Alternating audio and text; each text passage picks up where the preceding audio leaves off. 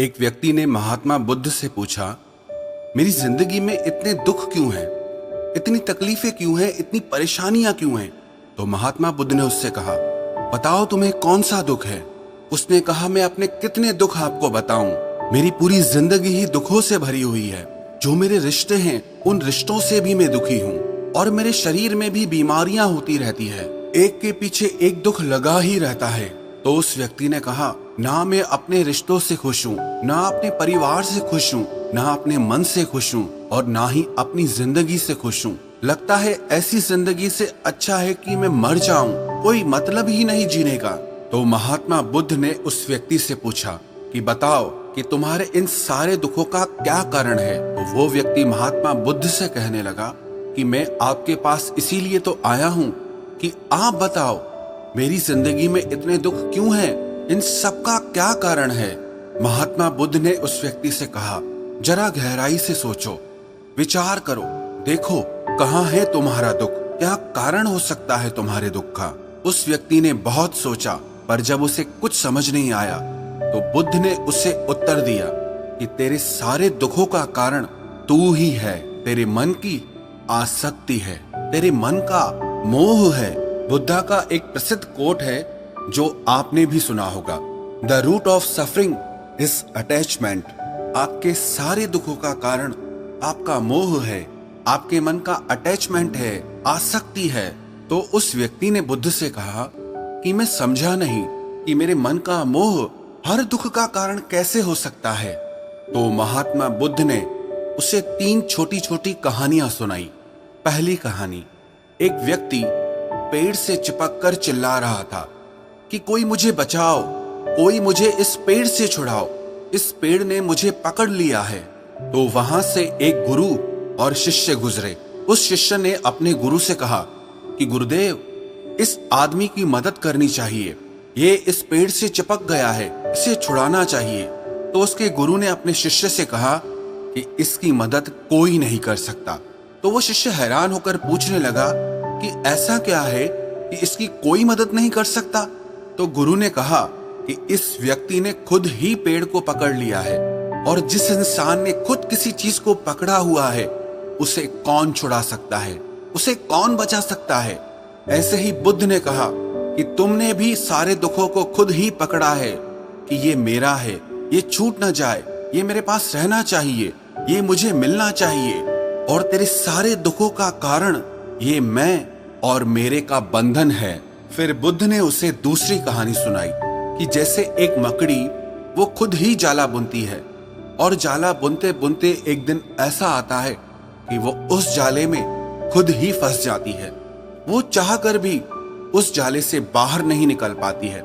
ऐसे ही तूने भी अपनी जिंदगी में कितने ही रिश्ते बनाए हैं, कितनों से मोह लगाया है, कितनों को अपना माना है और उनमें मोह रखने के कारण आज वो तुझे दुख दे रहे हैं। सारी दुनिया में कुछ भी होता रहे, हमें दुख सुख नहीं होता है। हमें दुख सुख कब होता है? जब हमारे अपने के साथ कुछ होता है या हमारा अपना हमारे साथ कुछ करता है। फिर महात्मा बुद्ध ने उसे तीसरी कहानी सुनाई कि शहद से भरे एक पात्र में एक उड़ती हुई मक्खी घुस जाती है। उस शहद के मीठे रस में उसे बहुत आनंद आता है, वो बहुत प्रसन्न होती रहती है और अगर वो चाहे तो थोड़ा सा शहद का रस लेकर के वहां से उड़ सकती है, लेकिन वो उस रस में इतना डूब जाती है, इतना खो जाती है कि वो वहां से उड़ना ही नहीं चाहती और उस रस को लेते लेते उसके पंख उसी शहद में फंस जाते हैं। फिर जब तक उसका पेट भरता है वो बुरी तरह से उस शहद में फंस जाती है। फिर वो वहां से निकलने की बहुत कोशिश करती है, आगे जाती है, पीछे जाती है, दाएं जाती है, बाएं जाती है, पर वो वहां से उड़ नहीं पाती है, वो फंस जाती है उसी में ही। ऐसे ही तूने भी अपनी जिंदगी में जिन रिश्तों में आनंद लिया, सुख लिया, शुरू शुरू में तो तुझे बहुत सुख आया और आज वही रिश्ते तुझे दुख दे रहे हैं। ऐसे ही जब कोई व्यक्ति जब स्वास्थ्य की परवाह ना करके स्वादिष्ट रसों के पीछे पड़कर कुछ भी खाने लगता है तो आगे चलकर उसका शरीर खराब हो जाता है, उसके शरीर में रोग आ जाते हैं। ऐसे ही जब मन संसार की बहुत सारी आशाएं कर लेता है, तृष्णाएं और वासनाएं कर लेता है, तो उसके मन में धन का लोभ आ जाता है और फिर चाहे उससे कितना भी धन मिलता रहे, उसकी तृप्ति कभी भी नहीं होती। वो हमेशा धन से अतृप्त रहता है और फिर इससे उसके मन में दुख का जन्म होता है। फिर उस व्यक्ति को एहसास हुआ कि महात्मा बुद्ध बिल्कुल सही कह रहे हैं। यही वजह है मेरे सारे दुखों की। मेरे सारे दुख मेरी ही वजह से पैदा हुए हैं, मेरे ही मन के मोह से, अटैचमेंट से पैदा हुए हैं। फिर उसने महात्मा बुद्ध से दूसरा प्रश्न किया कि आपने मुझे कारण तो बता दिया, अब मुझे इसका उपाय भी बताइए। महात्मा बुद्ध ने कहा, अगर तुम सारे दुखों से पार होना चाहते हो तो अपने मन को मोह और वासनाओं से ऊपर उठाकर प्रेम और संतोष से भर दो, क्योंकि जिसके हृदय में प्रेम और संतोष का दिया जल गया, उसके मन से मोह और वासनाओं से जन्मे हुए दुख का सारा अंधकार ही दूर हो जाता है। हालांकि ये बात कहने में बहुत आसान है, लेकिन करना बहुत मुश्किल है।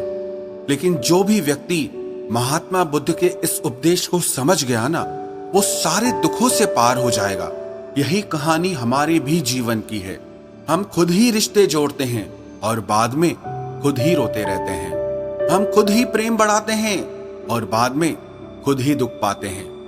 हम जिनके पीछे मेरा मेरा करके मरते रहते हैं, आखिर में वही लोग हमें सबसे ज्यादा दुख पहुंचाते हैं, हमारा दिल दुखाते हैं।